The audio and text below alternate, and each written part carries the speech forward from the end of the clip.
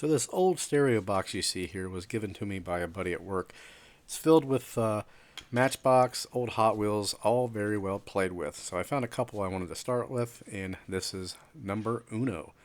It's a 1975 Chevy Monza. This is a Redline, but this was about the cutoff of what they consider a Redline. It does have the Redline wheels, but these are solid axle. They're not the cap wheels like you've seen in a lot of my other videos. And also this one features a plastic base. Now if you search online for online Redline guide, you'll find all the information on all the Hot Wheels that are considered Redlines. I believe they went from 1968 to 1977.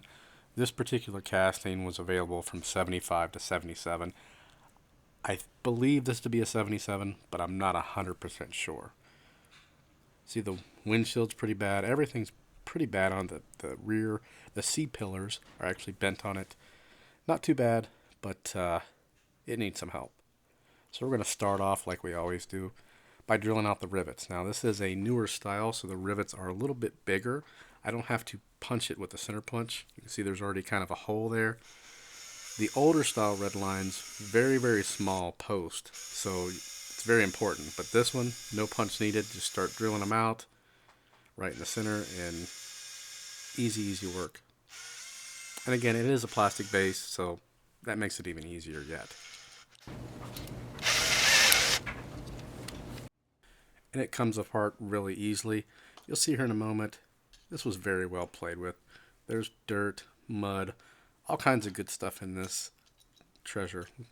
The axles are actually rusted. Very, very nice. And of course, here's the windshield and the interior. It's all one piece. Now later on you'll see that it doesn't end up one piece, and that's because I take it apart, but it's all one clear piece. Now here's one of the posts. You can see I kind of messed up a little bit there, so just cut it off with some side cuts and re-drill. Now we're tapping it. And while I'm tapping it here, this casting or this restoration does not go as planned. My grandson was here today, so you'll see in the end it doesn't go as planned. It turns out a lot better than it was, but it's by no means even close to perfect, and that's why I don't spend a lot of time on these restorations. Here I am just cleaning everything, by the way, just with some water, soapy water. And there's that one piece you see there. We're going to go ahead and spray the body with that aircraft remover once again. Let it sit, and then we just wipe it off. Now I'm trying to get that paint off of the base. Use a little bit of lacquer thinner. Doesn't seem to be working. In fact, it's just kind of wanting to eat away at the plastic, which I knew would happen. But so then I get a X-Acto knife and just kind of scrape it away. Doesn't end up being perfect. Here's those axles. Now here I spend a lot of time. You can see these are actually held in by a little clip there. I spend a lot of time not to break those clips, because the interior on this particular model does not hold the axles down like it does on the newer vehicles. And now we're going to paint it. Now what I don't show you here right now is I actually scrubbed this some more, and I spent all that time trying to save those clips, and I did, but when I was scrubbing it with just a brush, I must have broken them off. And here's the body. I haven't done anything to it. This is literally just after I stripped it with the aircraft stripper. So it's actually in really great shape. And those C-pillars, I'm just taking a hammer and a punch and just flattening them out. There it is. They're all nice and straight now. Now I went ahead and primed it. And now we're going to work on the wheels. Now I'm using some Johnny Lightnings, which are magnificent for restorations or customs or whatever you want to call it. So what I'm doing is I'm using a pair of pliers here. I'm not using the hammer and punch method, and I'm just crimping it down so I get a flat spot. Now these Johnny Lightning wheels are actually a two-piece wheel. You've got the hub, the inner hub, and then you've got the outer hub or rim. And the rubber tire just slides right over that. But what makes these awesome is you'll never see that flat spot that I created with that new axle. It's totally hidden behind that front rim. And next we're going to address the broken tabs. And I'm just using some super glue. It's some Loctite brand, I believe, and just gluing those axles into place. And they held up very well. Notice no ill effects from them. Now, they don't have the bounciness that they did with the clips, the original wheels, but I don't really care about that. Time to address the windshield. If you remember in the original picture, it was pretty bad off. Now, the soap and water did a pretty decent job. We're going ahead and using the Turtle Wax rubbing compound with the soft wheel and trying to clean that up a bit.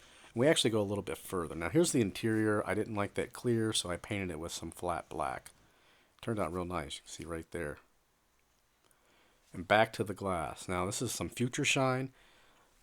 I'm just going to dip it in Future Shine for a few seconds, then take it out and set it on a paper towel.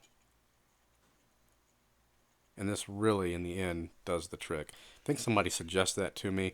I've heard about it before, but whoever suggested it, thank you. It worked awesome. There it is. Look at that. Looks pretty darn good. Now here's the finished paint job. Now this was supposed to be a burgundy. I mixed some testers, but it turned out more of a brown, which is good. And this is the pens I'm using to paint details. But the brown is good because my aunt had a brown one, so worked out perfect. It's a car I remember as a kid. Painting the headlights, and we paint the bumpers, the license plate, the taillights. We do it all. Now, in this shot, I'm not sure if it's visible or not, my grandson grabbed it while it was still wet. And I actually shot some of the testers wet look clear on this. He grabbed it, and there's a fingerprint on the hood, or the roof rather.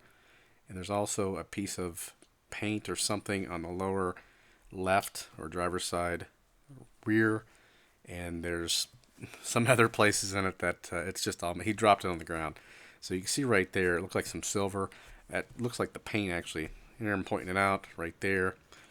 But it's not perfect, and it's not meant to be perfect. Usually I like to get them finished before he gets a hold of them, but this case it didn't work out. So that's why I don't spend a whole lot of time on these. This was an hour and 4 minutes. I know that because of the video footage, and that's the most I've ever spent on one. And obviously it didn't pay off. Also with the tester's wet look, it actually caused a little bit of the paint marker to run. I'm not 100% sure why, but it was my first time using that product. I either won't clear over everything or I won't use that product again. But this is what we started off with. So it's not perfect, but it's a lot better than where it started. If you see anything in the video that you'd like to purchase, be sure to check out the links below. I have Amazon links to everything that I use, from the markers to the punch, everything. Please feel free to post any questions or comments. And as always, thanks for watching.